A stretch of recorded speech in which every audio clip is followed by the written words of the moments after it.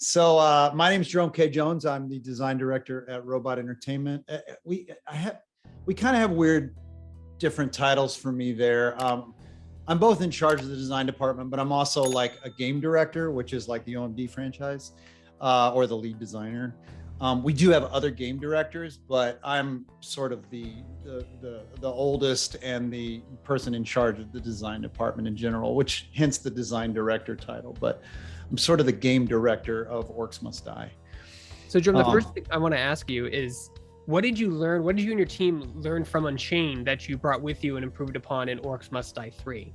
Well, the biggest thing we learned from Unchained was we didn't give people the formula that they had wanted from OMD 1 and 2. That was like the biggest thing we learned. Tried to improve on late on OMDU, and we did this sort of the best we could. Because you know the path. I don't know if you know the path of OMDU, but you know, we tried this multiplayer thing, and we did so many things that were designed focused around that multiplayer idea that the single player thing sort of didn't get enough attention as it needed to get, and what fans really wanted from an OMD game. Hence OMD 3 is back to the sort of the foundation. But like little things like popcorn units that die fast and things like that didn't work as well in the Siege or the multiplayer version of the game, but it still needed to work in the single player version of the game. And it became very hard. You know, we couldn't create two sets of every units, and we couldn't really do that. So that's sort of a detail thing that went away from the game itself that we had to sort of figure out a way to work around in the single player version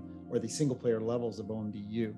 But if you go to an Orcs Must Die game, a true one like Orcs Must Die 2 or 3, there are a lot of units to kill. Therefore, we want to keep their hit points to a point where they feel a little popcorny, like light orcs and kobolds and even medium orcs are pretty easy to kill. So we can raise those numbers up of units that we throw at you. And we didn't do that good of a job on that in OMDU. That's just a kind of a down in the weeds detail. We also had to design the levels for more players, which really didn't work that great either. It's kind of hard to make a perfect experience difficulty-wise for one player and then also for 5 players, right? Especially when you have that popcorn unit problem I was talking about, right? So it's easy to have tons of crap come at 5 players, right? You can have tons of units with fairly stout hit points come at 5 players. But the minute a guy doesn't want to play with 4 other people, now you've got a level that's too hard for a solo player, right? So that's sort of a really good example of some of the detail things we learned, that it was just like we just couldn't scale it as well as we needed it to scale difficulty wise, amongst tons of other things. The pay as you play, sort of the free to play model it didn't really fit the Orcs franchise very well. And that's tricky. That's exceptionally tricky. People don't understand how tricky that is. It is. You got to sort of be willing to give up almost some integrity, right? Like there's some things about free to play that you sort of got to be willing to sort of give up. And that is maybe there's some pay to win in there. Maybe there's some things in there that, you know, if people spend more money, make the game easier or do things for the player. So, you know, there were a lot of things I could probably go on and on about things we learned from the OMDU franchise, but that's a few.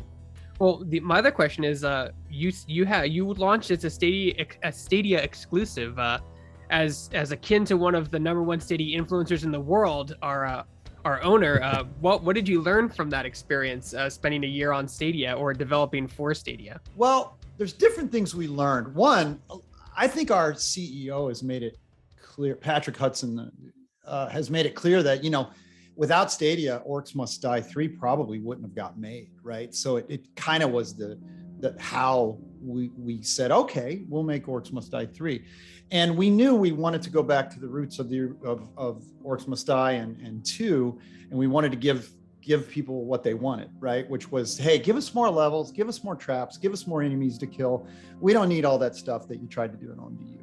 I would say some of the things we learned that I would attribute to Stadia itself were like the testing process and stuff like that was really, really nice when we dealt with the platform itself, right? So like when we did updates, they were just there, you know what I mean? Like you just go and pick up your controller or go to your keyboard, and all you did was log into the site and boom, you were playing builds, and all that stuff was really, really cool. So some of that stuff we learned was very, very cool. Some of the things we learned that were a little bit harder were like doing expansions and doing new content for the Stadia build, for the Stadia side of the game.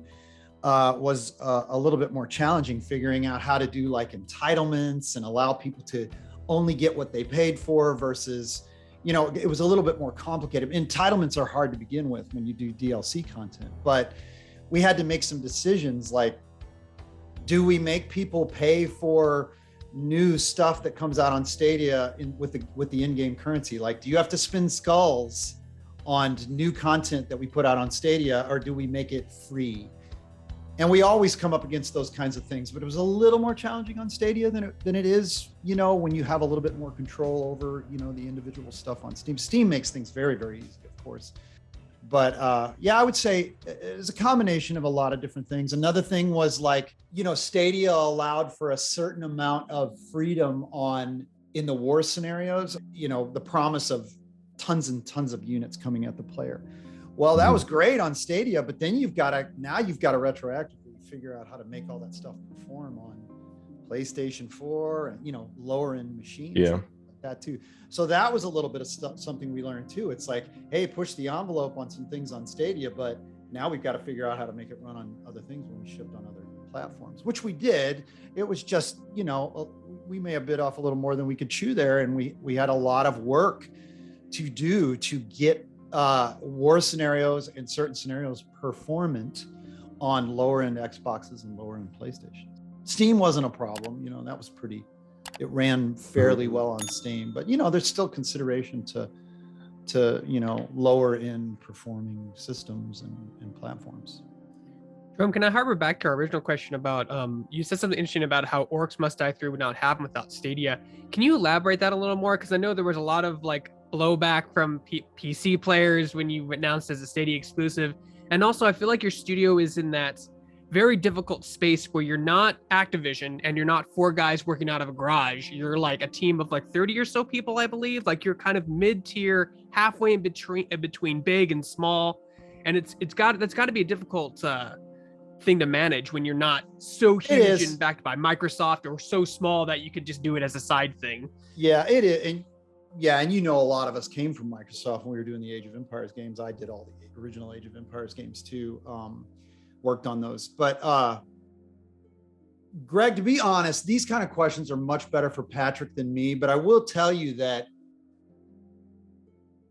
yes, it is we have to consider that immensely when you're a studio like the size we are, right? Like that was super attractive. We were not planning on doing an Orcs Must Die 3 at the time. I mean, of course, it makes sense for us to someday do an Orcs Must Die 3, but when Stadia was very excited about the pitch that we did for an Orcs Must Die 3, which was, like I said, was centered around war scenarios and how we would take, sort of some visuals from OMDU and turn them into these cool new war scenarios for an Orcs Must Die 3 game.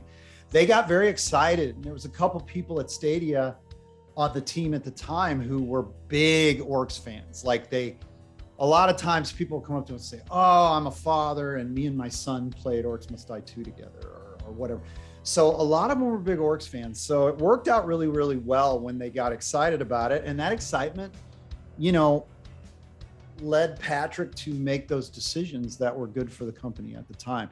You're absolutely right about people being pissed off. Like people were mad at us, right? I'm sure you read all the Reddit. People were mad at us. Oh, but when your community is upset, trust me, like everyone hears about it. Everyone knows. Yeah, but you know what? We got defended. We did get defended. There were just as many people in those Reddit posts and stuff saying, hey guys, we wouldn't get Orcs Must Die 3 at all if they would have not done this exclusivity with Stadia. So just be glad that it's going to happen. And that's where it landed. I mean, we wouldn't have done it without it. And we would have been stupid to not do it once they decided they would like us to make an Orcs Must Die 3 for Stadia exclusively. So that's how that's how it came about. There were meetings, you know, just like any other decision is made, but yeah, it boiled down to a good decision for the company.